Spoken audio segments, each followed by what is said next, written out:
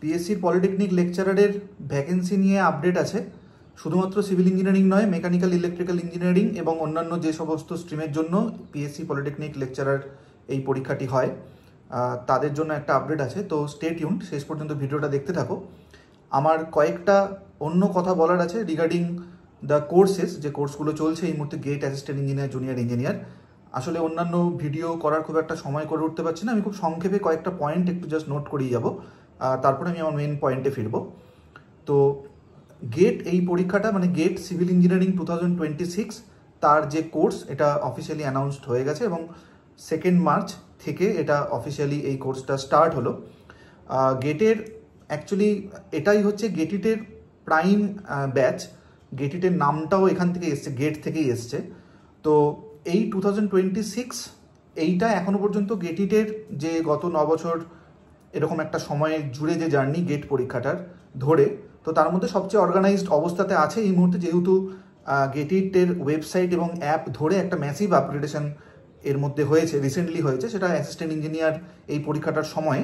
ফলে এই গোটা ব্যাপারটাই, যে গেটের যে ব্যাচ সেখানেও ব্যাপারটা ট্রান্সলেটেড হচ্ছে এবং সেখানেও এই সুবিধাগুলো সমস্ত স্টুডেন্টরা পাবে, যেমন অফলাইন ডাউনলোড অ্যাপে, এবং তার সাথে হচ্ছে সমস্ত লেসন এক জায়গায় থাকছে, সেখানে লাইভ ক্লাস থাকছে, মেটেরিয়ালস থাকছে, এবং আমার নিজের হাতে তৈরি কোয়েশ্চেন্স থাকছে টপিক ওয়াইজ, সাবজেক্ট ওয়াইজ, এবং পরবর্তীকালে মক টেস্ট, এই পুরোটা তো থাকছেই।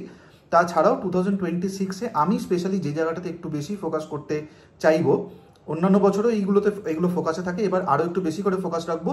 তার মধ্যে একটা হচ্ছে মাল্টিপল সিলেক্ট কোয়েশ্চেন্স, MSQ, যেটা সেইটা ধরে একটা পরিমাণ প্র্যাকটিস, যেহেতু এবার আমার হাতে যে সার্ভার আছে এবং আমি নিজে যেহেতু অনেক কোয়েশ্চেন জেনারেট করতে পারবো, সেই রকম কোয়েশ্চেন আমি সাজাতে থাকবো পুরো টপিক এবং কোর্স জুড়ে।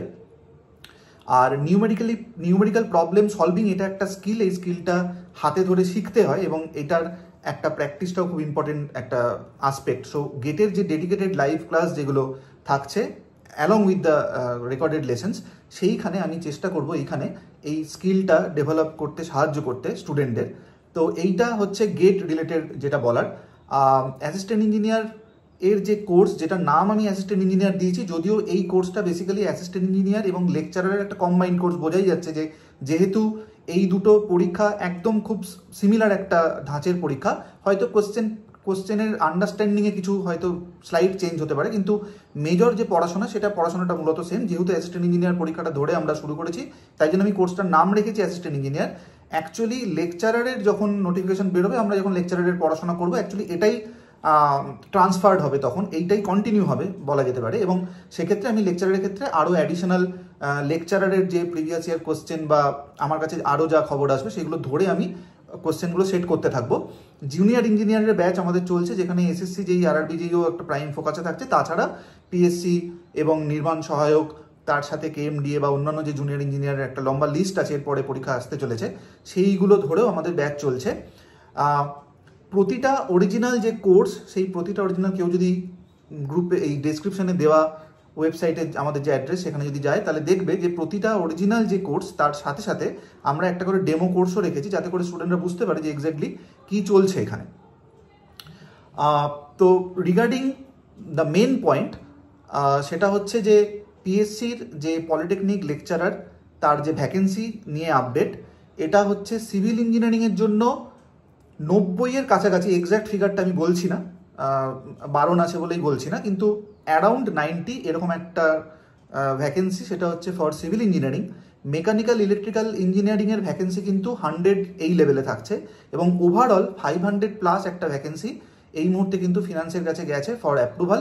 এবং ডিপার্টমেন্ট, মানে কারিগরি ভবন থেকে এই খবরটা এসছে, এবং কারিগরি ভবন যেটা এক্সপেক্ট করছেন তারা, সেটা হচ্ছে যে বাই জুন হয়তো ফিনান্স থেকে এই অ্যাপ্রুভালটা চলেও আসতে পারে। এখানে দুটো পয়েন্ট বলার, সেটা হচ্ছে যে ওবিসি সংক্রান্ত কেস যেটা চলছে, যেখানে সুপ্রিম কোর্ট এবং হাইকোর্ট হস্তক্ষেপ করছে, এবং তারা এই পুরো ঘটনাটা পুরোটা ফলো করছে, এবং তারাই ডিসিশন নেবেন, ফাইনাল ডিসিশন যেহেতু জুডিশিয়ারি নেবে। ফলে এখানে আমাদের খুব একটা অবজারভেশন ছাড়া আমাদের খুব একটা কিছু কাজ নেই।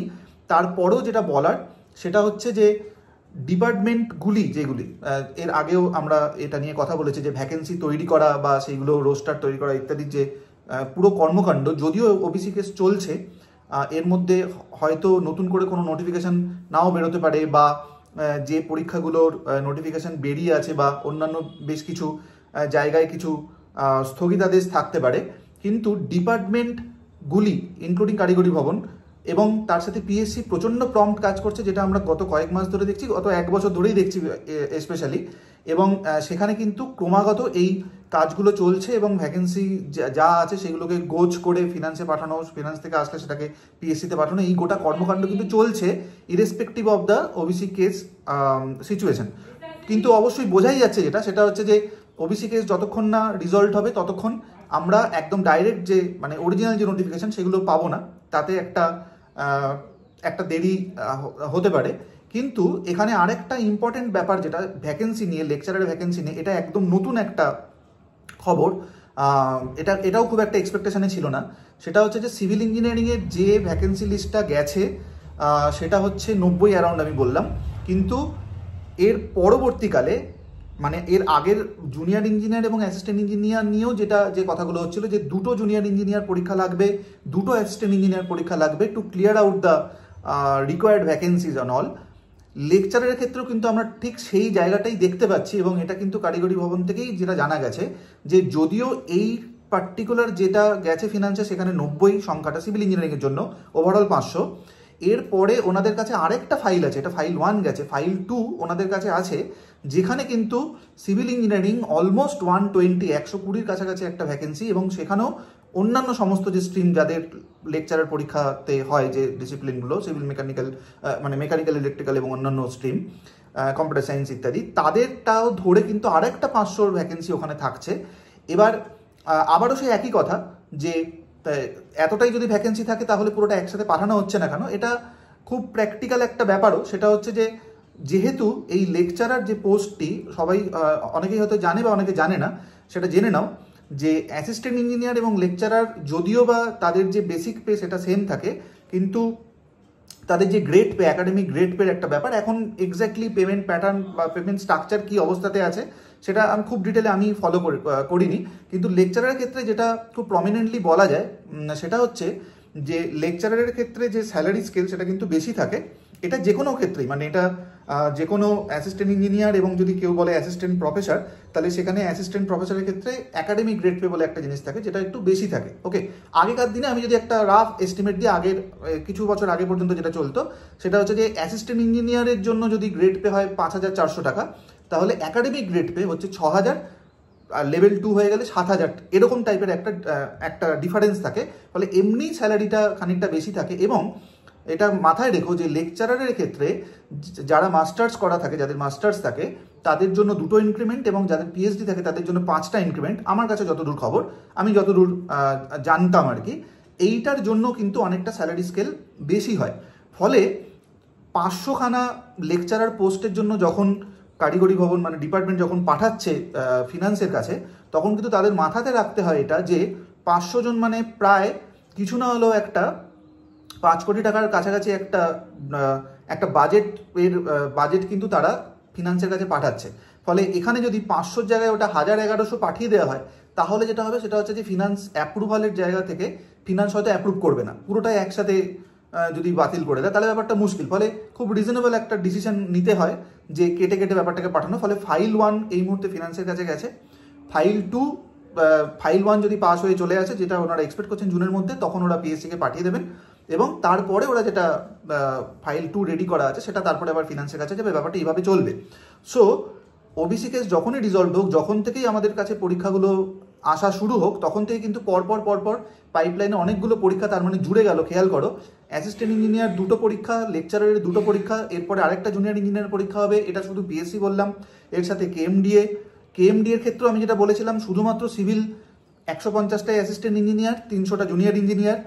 মেকানিক্যাল ইলেকট্রিক্যালের ক্ষেত্রেও কিন্তু সংখ্যাটা অ্যাসিস্ট্যান্ট ইঞ্জিনিয়ারের ক্ষেত্রে 50-50 এবং জুনিয়র ইঞ্জিনিয়ারের ক্ষেত্রে 100-100 এরকম একটা সংখ্যা আমরা পেয়েছিলাম। এর সাথে জেলা পরিষদ আছে, তার সাথে হচ্ছে আমাদের নির্মাণ সহায়ক, এইগুলো কিন্তু একদম গোছানো আছে। ওবিসি কেস রিজলভ হলে সাথে সাথে এটা ওরা পার্সু করে দেবেন। তো এই আপডেটটা আমার দেওয়া ছিল, এটা 2 দিন আগেই আমি পেয়েছি, কিন্তু সময় করে উঠতে পারিনি। আমি হয়তো ইউটিউব কমেন্টে কিছুজনকে বলছিলাম বা এমনি পার্সোনাল স্পেসে কিছুজনকে বলেছি, আমি পুরোটাই ভিডিও করে জানিয়ে রাখলাম তোমাদের। ফলে সেটা হচ্ছে যে পড়াশোনা কন্টিনিউ করো, ইউ নেভার নো যে ওবিসি কেসটা কবে রিজলভ হবে বা দুম করে রিজলভ হয়ে গেল তখন নোটিফিকেশনগুলো আসতে থাকবে, কিন্তু এটুকু আমরা বুঝতে পারছি যখনই পরীক্ষার এই পুরো পাইপলাইনটা মানে যখন থেকে শুরু হোক না কেন তারপর থেকে কিন্তু লাগাতার একটা পরীক্ষা চলতে থাকবে এবং তোমরা কিন্তু মাথা তোলার সময় পাবে না, এরকম ইন্টেন্সিটিতে পরীক্ষাগুলো হতে থাকবে। আর আমি আবারও একটু রিপিট করছি যে গেট এর ব্যাচ স্টার্ট হয়ে গেছে, গেট 2026। অ্যাসিস্ট্যান্ট ইঞ্জিনিয়ারের যে কোর্সটা চলছে, যেটা বেসিক্যালি অ্যাসিস্ট্যান্ট ইঞ্জিনিয়ার লেকচারের কম্বাইন্ড কোর্স, সেটা তো অলরেডি চলছে, যেটা নিয়ে প্রচুর ভিডিও আমি এর আগে করেছি। গেট নিয়ে অতটা করে ওটা সময় পাইনি, আমি দেখছি যদি আরও ডিটেলে কিছু যদি ভিডিও করা যায় এর মধ্যে, কিন্তু আমি জাস্ট জানিয়ে রাখলাম। এবং তোমরা সরাসরি ওয়েবসাইট বা অ্যাপ থেকে গিয়ে গেট 2026 এর কোর্স পারচেস করতে পারবে, বা আমার ফোন নাম্বার দেওয়া থাকবে, সেখানে হোয়াটসঅ্যাপ বা ফোন করেও কথা বলতে পারো ইনিশিয়ালি তোমাদের যদি কোনো কোয়ারি থাকে। জুনিয়র ইঞ্জিনিয়ারের খুব সিরিয়াস ক্লাস চলছে, পার্থ স্যার ওখানে ক্লাস করাচ্ছেন, ফলে জুনিয়র ইঞ্জিনিয়ারেরও যারা প্রিপারেশন নিতে চাইছো তারাও যোগাযোগ করতে পারো। আমার নাম্বার দেওয়া থাকবে, পার্থ স্যারের নাম্বার দেওয়া থাকবে, everything will be there in the description. Vacancy আমি খুব ডিটেলে বললাম, কি কেন কবে কি বৃত্তান্ত, যতটা আমাদের কাছে খবর এসে পৌঁছেছে আমি পুরোটা তোমাদের দিয়ে রাখলাম। সবাইকে আবারও বলছি, পড়াশোনা জারি রাখো। পরীক্ষা যে মুহূর্তে ফ্লাড গেট যে মুহূর্তে ওপেন হবে সেই মুহূর্তে কিন্তু প্রচুর পরীক্ষা হতে থাকবে, ফলে বি প্রিপেয়ার্ড এবং ভালো করে প্রিপারেশন নাও, টপ লেভেলের প্রিপারেশন নাও। কারণ এই লেকচারের পরীক্ষাটা এটা কিন্তু স্ক্রিনিং টেস্ট হয়, যেটা 100 মার্কসের পরীক্ষা হয় রিটেন, তারপরে স্ক্রিনিংয়ের পরে কিন্তু একটা খুব ইম্পর্টেন্ট ফেজ থাকে, সেখানে হচ্ছে যে একটা খুব ইন্টেন্স একটা ইন্টারভিউ হয়, যেখানে বোর্ডে তোমাকে ওটা পড়াতে হয় এবং সেখান থেকে খুব ইনডেপথ কোশ্চেন হতে থাকে, এটা আমি আগেও বলেছি।